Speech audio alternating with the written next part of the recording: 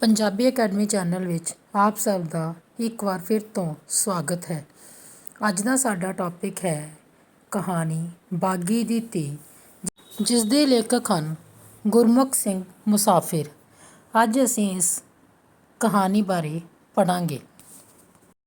ਕਿਸ਼ਨ ਸਿੰਘ ਨੇ ਪੁਲਿਸ ਨੂੰ ਵੇਖਦਿਆਂ ਹੀ ਝੱਟ ਆਖ ਦਿੱਤਾ, ਲਓ ਖਾਲਸਾ ਤਿਆਰ ਬਰ ਤਿਆਰ ਹੈ। ਪਰ ਉਸਦਾ ਚਿਹਰਾ ਉਸਦੇ ਦਿਲ ਦੇ ਤੌਖਲੇ ਨੂੰ ਨਾ ਲੁਕਾ ਸਕਿਆ। ਤੌਖਲੇ ਦਾ ਮਤਲਬ ਫਿਕਰ।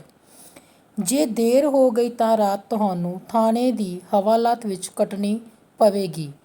ਜੇਲ੍ਹ ਤੇ ਥਾਣੇ ਦੀ ਹਵਾਲਾਤ ਦੇ ਫਰਕ ਤੋਂ ਤੁਸੀਂ ਜਾਣੂ ਹੀ ਹੋ।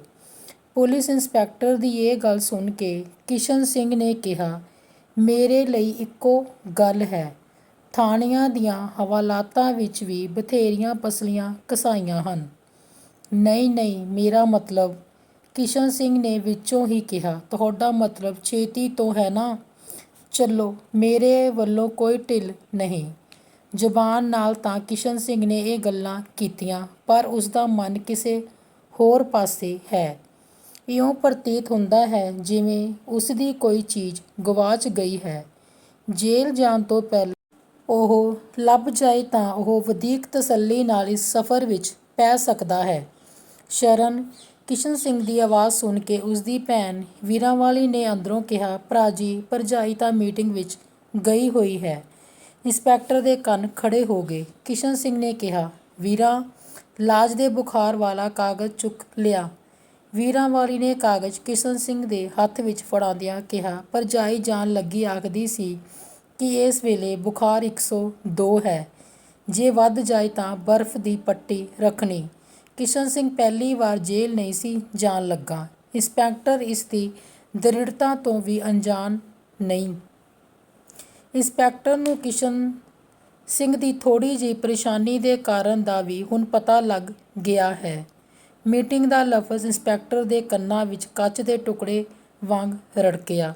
ਸਾਈਕਲ 'ਤੇ ਲੱਤ ਧਰਦਿਆਂ ਉਸਨੇ ਨਾਲ ਦੇ ਸਿਪਾਹੀਆਂ ਨੂੰ ਅੱਖ ਨਾਲ ਕੁਝ ਸਮਝਾਇਆ ਤੇ ਮੂੰਹ ਨਾਲ ਕਿਹਾ, ਸਰਦਾਰ ਜੀ, ਬੇਸ਼ੱਕ ਆਰਾਮ ਨਾਲ ਤਿਆਰੀ ਕਰ ਲਵੋ, ਮੈਂ ਆਉਂਦਾ ਹਾਂ।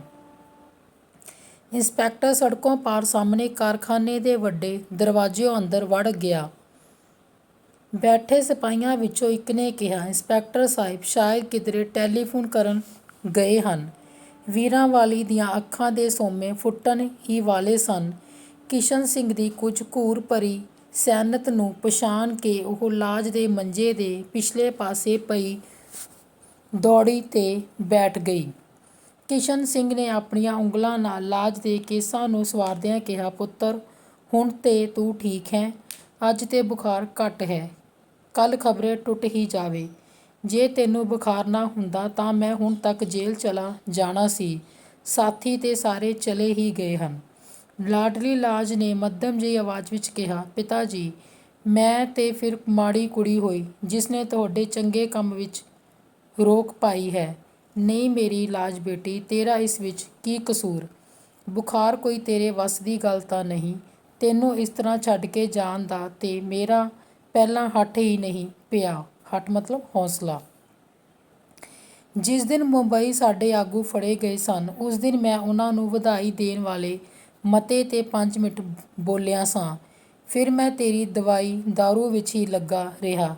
ਕਿਤੇ ਬਾਹਰ ਜਾਣ ਦਾ ਸਮਾਂ ਹੀ ਨਹੀਂ ਮਿਲਿਆ। ਉਂਝ ਵੀ ਪਹਿਲਾਂ ਲੀਡਰਾਂ ਨੂੰ ਫੜਨਗੇ ਅਸਾਂ ਸੇਵਾਦਾਰੀ ਦੀ ਵਾਰੀ ਪਿੱਛੋਂ ਹੀ ਆਉਣੀ ਹੈ। ਪਰ ਸਾਨੂੰ ਉਜ਼ਰ ਵੀ ਕੀ ਹੈ? ਉਜ਼ਰ ਦਾ ਮਤਲਬ ਇਤਰਾਜ਼। ਕਿਸ਼ਨ ਸਿੰਘ ਦੇ ਮੂੰਹੋਂ ਇਹ ਅਖੀਰਲਾ ਫਿਕਰਾ ਅਜੇ ਨਿਕਲਿਆ ਹੀ ਸੀ। ਫਿਕਰਾ ਮਤਲਬ ਵਾਕ। ਕਿ ਲਾਜ ਨੇ ਨਾਲ ਹੀ ਆਖ ਦਿੱਤਾ, ਬੇਸ਼ੱਕ ਫੜ ਲੈਣ। ਕਿਸ਼ਨ ਸਿੰਘ ਆਪਣੀ ਇਕਲੌਤੀ ਲਾਡਲੀ ਨਾਲ ਜਿਉਂ-ਜਿਉਂ ਗੱਲਾਂ ਕਰਦਾ ਗਿਆ, ਉਸਦਾ ਮਨ ਹੌਲਾ ਹੁੰਦਾ ਗਿਆ। ਹੁਣ ਉਹ ਬੇਸਬਰੀ ਨਾਲ ਆਪਣੀ ਘਰਵਾਲੀ ਸ਼ਰਨ ਕੌਰ ਨੂੰ ਉਡੀਕ ਰਿਹਾ ਹੈ। ਬਰਾਂਡੇ ਵੱਲ ਵੇਖ ਕੇ ਉਹ ਤਸੱਲੀ ਕਰ ਲੈਂਦਾ ਹੈ ਕਿ ਇੰਸਪੈਕਟਰ ਵੀ ਅਜੇ ਨਹੀਂ ਪਰਤਿਆ। ਪਾਸ ਬੈਠੀ ਵੀਰਾਂਵਾਲੀ ਪਹਿਲਾਂ ਤਾਂ ਗਲੇਡੂ ਪਰ ਆਉਣ ਦੇ ਡਰ ਤੋਂ ਨਹੀਂ ਸੀ ਬੋਲਦੀ, ਪਰ ਹੁਣ ਉਸਨੂੰ ਵੀ ਕੁਝ ਹੌਸਲਾ ਜਿਹਾ ਹੋ ਗਿਆ। ਉਸਨੇ ਕਿਹਾ, ਲਾਜ, ਤੇਰੇ ਪਿਤਾ ਜੀ ਫੜੇ ਗਏ ਤਾਂ ਤੇਰੀ ਦਵਾਈ ਕੌਣ ਕਰੇਗਾ? ਤੂੰ ਉਦਾਸ ਨਾ ਹੋ ਜਾਵੇਂਗੀ। ਭੂਆ ਜੀ, ਦਵਾਈ ਦਾਰੂ ਲਈ ਤੁਸੀਂ ਜੋ ਮੇਰੇ ਪਾਸ ਹੋ, ਮਾਤਾ ਜੀ ਜੋ ਹਨ, ਬਾਕੀ ਰਹੀ ਉਦਾਸੀ ਦੀ ਗੱਲ। ਮੈਂ ਤੇ ਰਾਜੀ ਹੋ ਕੇ ਆਪ ਇਸ ਵੇਰਾਂ ਪਿਤਾ ਜੀ ਪਾਸ ਜੇਲ੍ਹ ਵਿੱਚ ਚਲੀ ਜਾਵਾਂਗੀ। ਲਾਜ ਦੀ ਗੱਲ ਸੁਣ ਕੇ ਵੀਰਾਂ ਵਾਲੀ ਦਾ ਬੇਅਖਤਿਆਰ ਹਾਸਾ ਨਿਕਲ ਗਿਆ। ਬੇਅਖਤਿਆਰ ਮਤਲਬ ਬੇਵਸ ਭਰਿਆ ਹਾਸਾ। ਲਾਜ ਨੇ ਕਿਹਾ, ਨਹੀਂ ਭੂਆ ਜੀ, ਹਾਸੇ ਦੀ ਗੱਲ ਨਹੀਂ। ਆਪਣੇ ਮੁਲਕ ਵਾਸਤੇ ਜੇਲ੍ਹ ਵਿੱਚ ਜਾਣਾ ਕੋਈ ਮਾੜੀ ਗੱਲ ਤੇ ਨਹੀਂ। ਮੈਂ ਇਸ ਵੇਰਾਂ ਜ਼ਰੂਰ ਜਾਣਾ ਹੈ। ਲਾਜ, ਤੂੰ ਤੇ ਅਜੇ 12 ਸਾਲਾਂ ਦੀ ਵੀ ਨਹੀਂ ਹੋਈ। ਭੂਆ ਦੀ ਗੱਲ ਸੁਣ ਕੇ ਲਾਜ ਨੇ ਕਿਹਾ, ਪਿਤਾ ਜੀ ਸੁਣੋ ਭੂਆ ਜੀ ਦੀ ਗੱਲ। ਮਾਲੂਮ ਹੁੰਦਾ ਹੈ ਕਿ ਭੂਆ ਜੀ ਕਦੇ ਗੁਰਦੁਆਰੇ ਨਹੀਂ ਗਏ, ਇਹਨਾਂ ਕਦੇ ਕਥਾ ਨਹੀਂ ਸੁਣੀ। ਪਿਤਾ ਜੀ, ਭੂਆ ਜੀ ਨੂੰ ਦੱਸਣਾ ਸਾਹਿਬਜ਼ਾਦਿਆਂ ਦੀ ਉਮਰ ਕਿਤਨੀ ਸੀ। ਉਹ ਤੇ ਇਸ ਉਮਰ ਵਿੱਚ ਸ਼ਹੀਦ ਵੀ ਹੋ ਗਏ ਸਨ। ਮੈਂ ਜੇਲ੍ਹ ਨਹੀਂ ਜਾ ਸਕਦੀ। ਵੀਰਾਂ ਵਾਲੀ ਦੀ ਤਾਂ ਗੱਲ ਹੀ ਕੀ, ਹੁਣ ਤਾਂ ਕਿਸ਼ਨ ਸਿੰਘ ਦੀਆਂ ਅੱਖਾਂ ਵੀ ਬੇਕਾਬੂ ਹੋ ਗਈਆਂ। ਉਹ ਤਸੱਲੀ ਭਰੀ ਖੁਸ਼ੀ ਦੇ ਅੱਥਰੂ ਸਨ। ਕਿਸ਼ਨ ਸਿੰਘ ਨੇ ਲਾਜ ਦੇ ਸਿਰਹਾਣਿਓਂ ਚਾਬੀਆਂ ਚੁੱਕੀਆਂ। ਸਮਾਨ ਵਾਲੇ ਕਮਰੇ ਵਿੱਚ ਹੀ ਉਸਨੇ ਕੱਪੜੇ ਬਦਲੇ ਤੇ ਮੁੜ ਲਾਜ ਪਾਸ ਆ ਗਿਆ। ਲਾਜ ਦੇ ਇਸ ਸਵਾਲ ਨੇ ਕਿ ਪਿਤਾ ਜੀ ਇਸ ਵੇਲੇ ਕੱਪੜੇ ਕਿਉਂ ਬਦਲੇ ਨੇ, ਕਿਧਰੇ ਚੱਲੇ ਹੋ, ਕਿਸ਼ਨ ਸਿੰਘ ਨੂੰ ਬਹੁਤ ਸਾਰਾ ਸੌਖਾ ਕਰ ਦਿੱਤਾ।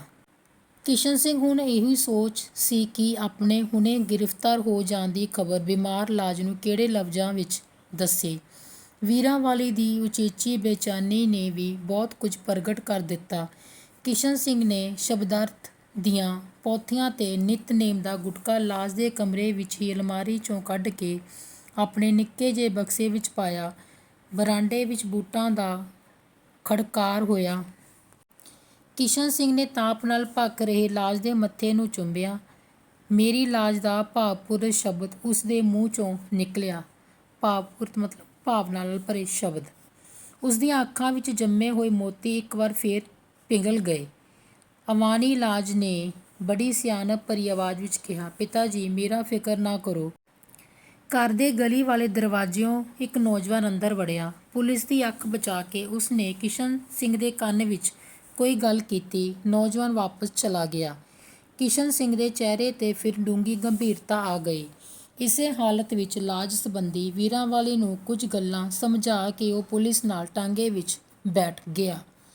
ਸ਼ਹਿਰ ਦੀ ਕੋਤਵਾਲੀ ਵਿੱਚ ਟੈਲੀਫੋਨ ਦੀ ਘੰਟੀ ਖੜਕਣ ਦੇ ਨਾਲ ਹੀ ਗਾਰਦ ਨੂੰ ਤਿਆਰ ਹੋਣ ਦਾ ਹੁਕਮ ਤਾਂ ਹੋ ਗਿਆ। ਕੋਤਵਾਲੀ ਥਾਣਾ, ਗਾਰਦ ਪੁਲਿਸ ਵਾਲੇ।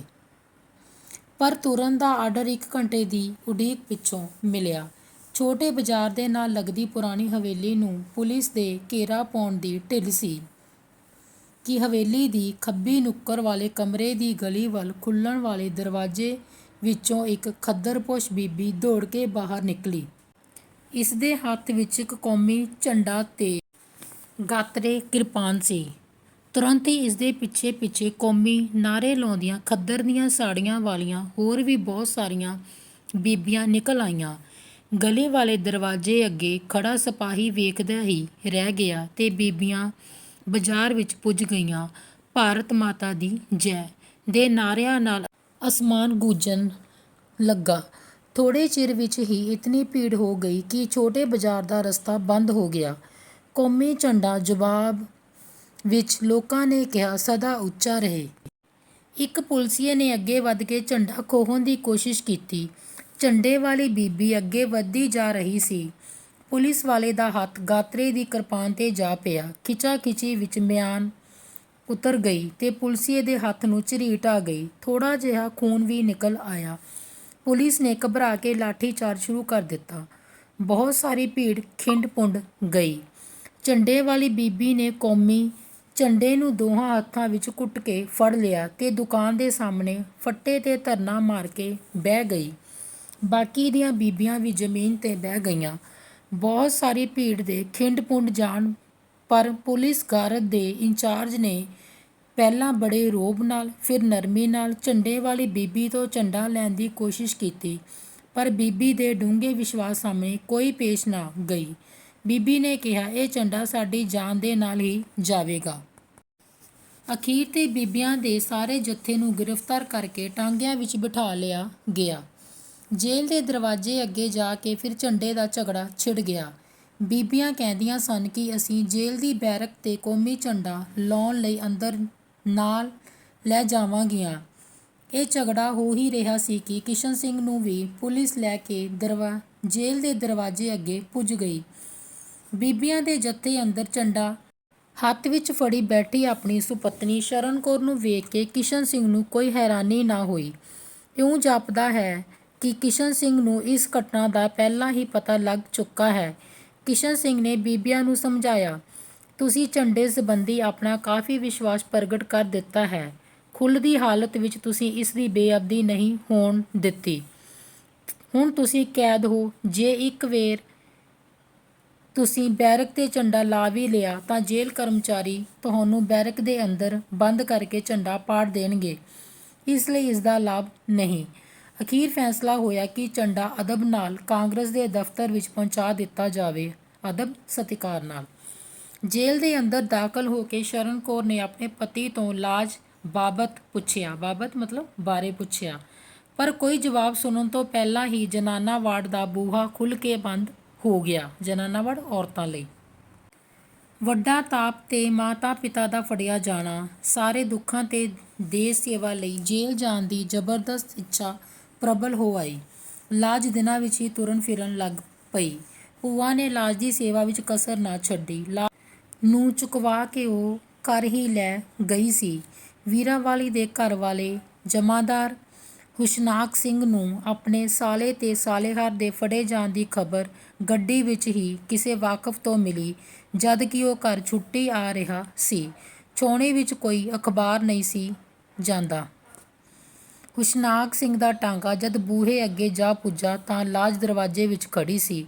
ਉਸਨੇ ਪਹਿਲਾਂ ਫੁੱਫੜ ਦੇ ਆਉਣ ਦੀ ਖਬਰ ਦੌੜ ਕੇ ਭੂਆ ਨੂੰ ਦੱਸੀ, ਫਿਰ ਪਰਤ ਕੇ ਟਾਂਗੇ ਵਿੱਚ ਉਤਰੇ ਫੁੱਫੜ ਦੇ ਗੱਲ ਆਣ ਲੱਗੀ। ਵੀਰਾਂ ਵਾਲੀ ਨੇ ਪਹਿਲਾਂ ਦਰਵਾਜ਼ੇ ਅੱਗੇ ਆਣ ਕੇ ਆਪਣੇ ਪਤੀ ਨੂੰ ਸਤਿ ਸ੍ਰੀ ਅਕਾਲ ਆਖੀ, ਫਿਰ ਝੱਟ ਅੰਦਰ ਵੜ ਕੇ ਸ਼ੀਸ਼ੇ ਅੱਗੇ ਆਪਣੇ ਵਾਲ ਸੰਵਾਰੇ, ਦੁਪੱਟਾ ਬਦਲਿਆ ਤੇ ਚਾਈਂ ਮੁੜ ਬਾਹਰ ਆ ਕੇ ਸਮਾਨ ਸੰਭਾਲਣ ਦੇ ਆਹਰ ਵਿੱਚ ਲੱਗ ਗਈ। ਆਹਰ ਮਤਲਬ ਕੰਮ ਵਿੱਚ। ਲਾਜ ਵੀ ਨਿੱਕੀਆਂ ਨਿੱਕੀਆਂ ਚੀਜ਼ਾਂ ਸੰਭਾਲਣ ਵਿੱਚ ਆਪਣੀ ਭੂਆ ਨੂੰ ਮਦਦ ਦੇਣ ਲੱਗੀ। ਗਵਾਂਢ ਤੋਂ ਸੱਜਣ ਮਿੱਤਰ ਹੁਸ਼ਨਾਕ ਸਿੰਘ ਨੂੰ ਪੁੱਛਣ ਭਾਲਣ ਆ ਗਏ। ਵੀਰਾਂ ਵਾਲੀ ਨੇ ਚੁੱਲ੍ਹੇ 'ਤੇ ਚਾਹ ਰੱਖ ਦਿੱਤੀ। ਗਵਾਂਢੀਆਂ ਦੇ ਚਲੇ ਜਾਣ ਪੁਰ ਚਾਹ ਪਿਲਾਉਣ ਲੱਗਿਆਂ ਹੀ ਵੀਰਾਂ ਵਾਲੀ ਨੂੰ ਆਪਣੇ ਪਤੀ ਪਾਸੋਂ ਸੁੱਖ ਸੰਤ ਪੁੱਛਣ ਦਾ ਮੌਕਾ ਮਿਲਿਆ। ਉਸਨੇ ਚਾਹ ਵਿੱਚ ਮਿੱਠਾ ਲਾਉਂਦਿਆਂ ਪੁੱਛਿਆ, ਜੀ ਵੱਲ ਰਾਜੀ ਬਾਜੀ ਰਹੇ ਹੋ? ਅੱਗੇ ਤਾਂ ਵੱਲ ਹੀ ਰਹੇ ਹਾਂ, ਪਰ ਮਲੂਮ ਹੁੰਦਾ ਹੈ ਤੂੰ ਵੱਲ ਰਹਿਣ ਨਹੀਂ ਦੇਣਾ। ਵੀਰਾਂ ਵਾਲੀ ਦੇ ਕੰਨਾਂ ਨੂੰ ਐਸੇ ਹੀ ਉੱਤਰ ਦੀ ਆਸ ਸੀ। ਉਹ ਆਪਣੇ ਪਤੀ ਦੇ ਚਿਹਰੇ ਤੋਂ ਉਸਦੇ ਮਨ ਦੀ ਅਵਸਥਾ ਨੂੰ ਤਾਂ ਪੜ੍ਹ ਚੁੱਕੀ ਸੀ, ਪਰ ਨਾਰਾਜ਼ਗੀ ਦੇ ਕਾਰਨ ਦੀ ਪੂਰੀ ਸਮਝ ਉਸਨੂੰ ਅਜੇ ਨਹੀਂ ਸੀ ਆਈ। ਵੀਰਾਂ ਵਾਲੀ ਨੇ ਗੱਲ ਨੂੰ ਇੱਥੇ ਹੀ ਠੱਪ ਦਿੱਤਾ। ਹੁਸ਼ਨਾਕ ਸਿੰਘ ਨੇ ਨਾਂਹ ਨੁੱਕਰ ਕਰਦਿਆਂ ਚਾਹ ਦੀ ਪਿਆਲੀ ਪੀ ਹੀ ਲਈ। ਰਾਤ ਦੀ ਰੋਟੀ ਤੱਕ ਵੀਰਾਂ ਵਾਲੀ ਨੇ ਕੋਈ ਗੱਲ ਛੇੜਨ ਦਾ ਮੌਕਾ ਨਾ ਦਿੱਤਾ। ਹੁਸ਼ਨਾਕ ਸਿੰਘ ਨੇ ਭਰਿਆਂ ਪੀਤਿਆਂ ਹੀ 2 ਰੋਟੀਆਂ ਸੰਘੋਂ ਹੇਠ ਉਤਾਰੀਆਂ। ਵੀਰਾਂ ਵਾਲੀ ਨੇ ਤਾਂ ਖਾਣਾ ਹੀ ਕੀ ਸੀ। ਸੌਣ ਦੇ ਕੱਪੜੇ ਬਦਲ ਕੇ ਹੁਸ਼ਨਾਕ ਸਿੰਘ ਲੰਮਾ ਪੈ ਗਿਆ। ਵੀਰਾਂ ਵਾਲੀ ਲਾਜ ਨੂੰ ਰੋਟੀ ਖਵਾ ਕੇ ਭਾਂਡਾ ਟਿੰਡਾ ਸਾਂਭਣ ਪਿੱਛੋਂ ਲੱਤਾਂ ਦਬਾਉਣ ਦੇ ਬਹਾਨੇ ਆਪਣੇ ਪਤੀ ਪਾਸ ਮੰਜੇ 'ਤੇ ਆਣ ਬੈਠੇ। 10-15 ਮਿੰਟ ਦੋਹਾਂ ਪਾਸਿਆਂ ਤੋਂ ਚੁੱਪ ਰਹੀ। ਹੁਸ਼ਨਾਕ ਸਿੰਘ ਨੇ ਪਾਸਾ ਪਰਤਦਿਆਂ ਇਉਂ ਉਬਾਸੀ ਲਈ ਜਿਵੇਂ ਉਹ ਪਹਿਲਾਂ ਸੌਂ ਗਿਆ ਸੀ ਤੇ ਹੁਣ ਹੀ ਉਸ ਨੂੰ ਵੀਰਾਂ ਦੇ ਪਾਸ ਬੈਠੇ ਹੋਣ ਦਾ ਪਤਾ ਲੱਗਾ ਹੈ। ਵੀਰਾਂ ਵਾਲੀ ਨੇ ਕਿਹਾ, ਜੀ ਇੱਧਰ ਮੂੰਹ ਤਾਂ ਕਰੋ, ਤੁਹਾਨੂੰ ਤਾਂ ਜੱਗ ਰੱਖਣਾ ਵੀ ਨਹੀਂ ਆਉਂਦਾ। ਉਡੀਕ ਉਡੀਕ ਕੇ ਸਾਡੀਆਂ ਅੱਖਾਂ ਵੀ ਪੱਕ ਗਈਆਂ ਹਨ ਤੇ ਸਿੱਧੇ ਮੂੰਹ ਗੱਲ ਵੀ ਨਹੀਂ ਕਰਦੇ। ਛੁੱਟੀ ਕਿਤਨੀ ਮਿਲੀ ਜੇ? ਹੁਸ਼ਨਾਕ ਸਿੰਘ ਨੇ ਫਿਰ ਪਾਸਾ ਪਰਤਿਆ ਤੇ ਅੱਖਾਂ ਪੁਰ ਹੱਥ ਰੱਖ ਕੇ ਆਖਣ ਲੱਗਾ, ਤੂੰ ਹੁਣ ਲੰਬੀ ਛੁੱਟੀ ਹੀ ਸਮਝ। ਸੁੱਖ ਤੈਨੂੰ ਪਚਦਾ ਨਹੀਂ। ਹੁਣ ਹੀ ਤਰੱਕੀ ਦੇ ਦਿਨ ਸਨ, ਪਰ ਤੂੰ ਮੈਨੂੰ ਕੁਝ ਬਣਨ ਨਹੀਂ ਦੇਣਾ। ਜੀ ਗੱਲ ਤਾਂ ਦੱਸੋ। ਗੱਲ ਕੀ ਦੱਸਾਂ, ਤੈਨੂੰ ਪਤਾ ਨਹੀਂ ਅੱਜ-ਕੱਲ੍ਹ ਲੜਾਈ ਦੇ ਦਿਨ ਹਨ। ਕਿਸੇ ਫੌਜੀ ਦੇ ਬਾਗੀਆਂ ਨਾਲ ਮੇਲ ਜੋਲ ਨੂੰ ਸਰਕਾਰ ਪਸੰਦ ਨਹੀਂ ਕਰਦੀ। ਅੱਵਲ ਤਾਂ ਸਰਕਾਰ ਨੂੰ ਪਤਾ ਹੀ ਨਹੀਂ ਲੱਗਣ ਦੇਣਾ ਚਾਹੀਦਾ ਕਿ ਕੋਈ ਬਾਗੀ ਸਾਡੇ ਸੰਬੰਧੀ ਹਨ। ਜੇ ਪਤਾ ਲੱਗ ਵੀ ਜਾਏ ਤਾਂ ਅਸੀਂ ਆਖ ਸਕਦੇ ਹਾਂ ਕਿ ਉਹ ਸਾਡੇ ਆਖੇ ਤੋਂ ਬਾਹਰ ਹਨ। ਪਰ ਤੂੰ ਇਹ ਬਲਾ ਕਿਉਂ ਜਾਣ ਬੁੱਝ ਕੇ ਆਪਣੇ ਗਲ ਪਾ ਲਈ? ਬਾਗੀ ਦੀ ਧੀ ਨੂੰ ਪਾਸ ਰੱਖਣਾ ਤੂੰ ਨਹੀਂ ਜਾਣਦੀ ਕਿਤਨਾ ਜੁਰਮ ਹੈ। ਆਪਣੇ ਪਤੀ ਦੀ ਗੱਲ ਸੁਣ ਕੇ ਵੀਰਾਂ ਵਾਲੀ ਨੂੰ ਕੰਬਣੀ ਜਿਹੀ ਆ ਗਈ। ਉਸ ਨੂੰ ਇਹ ਖਿਆਲ ਨਹੀਂ ਸੀ ਕਿ ਲਾਜ ਨੂੰ ਐਸੇ ਹਾਲਤ ਵਿੱਚ ਇੱਥੇ ਲਿਆਉਣਾ ਪਤੀ ਲਈ ਇਤਨਾ ਜ਼ਿਆਦਾ ਦੁਖਦਾਈ ਹੋ ਸਕਦਾ ਹੈ। ਉਸ ਦੀ ਜਾਨ ਪਸੀਨਾ ਪਸੀਨਾ ਹੋ ਗਈ। ਹੁਸ਼ਨਾਕ ਸਿੰਘ ਨੇ ਫਿਰ ਦੰਦ ਕਰੀਚ ਕੇ ਕਿਹਾ, ਤੂੰ ਇਸ ਕੁੜੀ ਨੂੰ ਕਿਉਂ ਮੇਰੇ ਘਰ ਲਿਆਂਦਾ?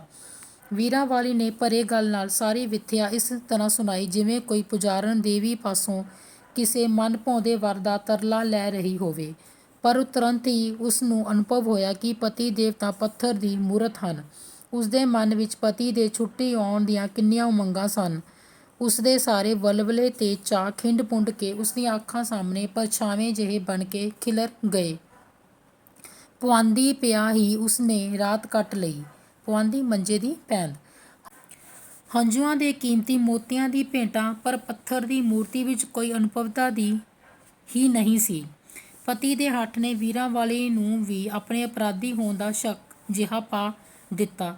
ਘਬਰਾਇਆ ਹੋਇਆ ਆਦਮੀ ਆਪਣੀ ਘਬਰਾਹਟ ਦੇ ਕਾਰਨ ਨੂੰ ਲੁਕਾਉਣ ਦੇ ਜੋ ਸਾਧਨ ਵਰਤਦਾ ਹੈ, ਉਹ ਉਸਦੀ ਘਬਰਾਹਟ ਨੂੰ ਵਧੀਕ ਪ੍ਰਗਟਾਉਂਦੇ ਹਨ। ਸੱਜਣਾਂ ਮਿੱਤਰਾਂ ਤੱਕ ਗੱਲ ਪੁੱਜ ਗਈ। ਸਿਆਣਿਆਂ ਦੀਆਂ ਦਲੀਲਾਂ ਤੇ ਮਿਸਾਲਾਂ ਹੁਸ਼ਨਾਕ ਸਿੰਘ ਨੂੰ ਕਾਇਲ ਨਾ ਕਰਵਾ ਸਕੀਆਂ ਕਿ ਤੇਰੇ ਸਾਲੇ ਤੇ ਸਾਲੇਹਾਰ ਦੀ ਜ਼ਿੰਮੇਵਾਰੀ ਕਿਸੇ ਤਰ੍ਹਾਂ ਵੀ ਤੇਰੇ ਤੇ ਨਹੀਂ ਆਉਂਦੀ। ਲਾਜ ਨੂੰ ਆਪਣੇ ਪਾਸ ਰੱਖਣਾ ਉਹ ਆਪਣੀਆਂ ਸਭ ਆਸਾਂ ਦੇ ਖਾਤਮੇ ਦਾ ਪਰਵਾਨਾ ਸਮਝਦਾ ਸੀ। ਵਧੀਕ ਨਹੀਂ ਤਾਂ ਸੂਬੇਦਾਰ ਮੇਜਰ ਤਾਂ ਉਸਨੇ ਇਸ ਜੰਗ ਵਿੱਚ ਹੀ ਬਣਨਾ ਹੈ। ਲਾਜ ਦੇ ਕੰਨਾਂ ਵਿੱਚ ਵੀ ਕੋਈ ਨਾ ਕੋਈ ਗੱਲ ਪੈ ਜਾਂਦੀ ਰਹੀ। ਛੁੱਟੀ ਪੂਰੀ ਹੋ ਗਈ। ਹੁਸ਼ਨਾਕ ਸਿੰਘ ਨੇ ਟਾਂਗਾ ਬੂਹੇ ਅੱਗੇ ਖੜਾ ਕੀਤਾ। ਵੀਰਾਂ ਨੂੰ ਬਾਹੋਂ ਫੜ ਕੇ ਉਸ ਦੇ ਵਿੱਚ ਬਿਠਾਇਆ ਤੇ ਮਕਾਨ ਦੀਆਂ ਚਾਬੀਆਂ ਜੇਬ ਵਿੱਚ ਪਾ ਲਈਆਂ।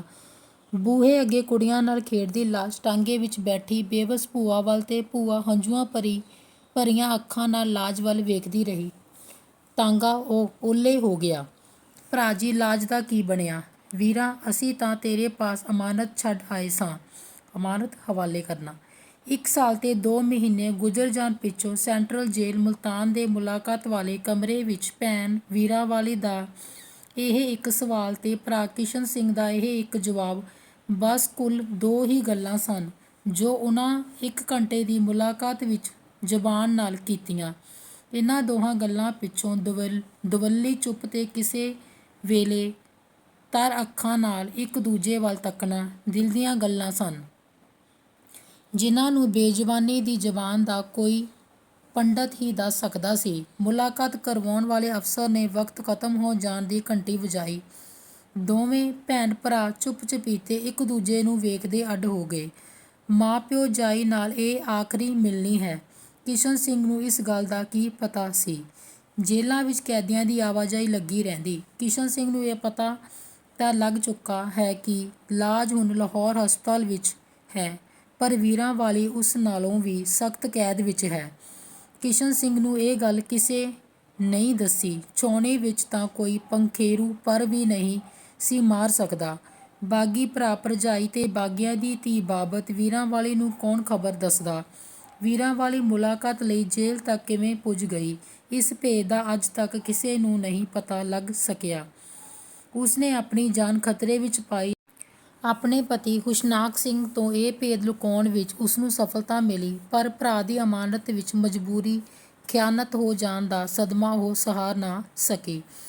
ਹੁਸ਼ਨਾਕ ਸਿੰਘ ਨੇ ਅਸਲ ਮਰਜ਼ ਵੱਲ ਤਾਂ ਧਿਆਨ ਨਾ ਕੀਤਾ। ਹੋਰ ਦਵਾਈਆਂ ਨੇ ਕੀ ਸੁਆਰਨਾ ਸੀ? ਸ਼ਰਨ ਕੌਰ ਦੀ ਕੈਦ ਪੂਰੀ ਹੋ ਗਈ। ਵੀਰਾਂ ਵਾਲੀ ਨੇ ਅਮਾਨਤ ਵਿੱਚ ਖਿਆਨਤ ਦੀ ਦੋਸ਼ਣ ਹੋ ਕੇ ਭਰਜਾਈ ਸਾਹਮਣੇ ਪੇਸ਼ ਹੋਣ ਤੋਂ ਪਹਿਲਾਂ ਹੀ ਸਦੀਵੀ ਰਿਹਾਈ ਪਾ ਲਈ।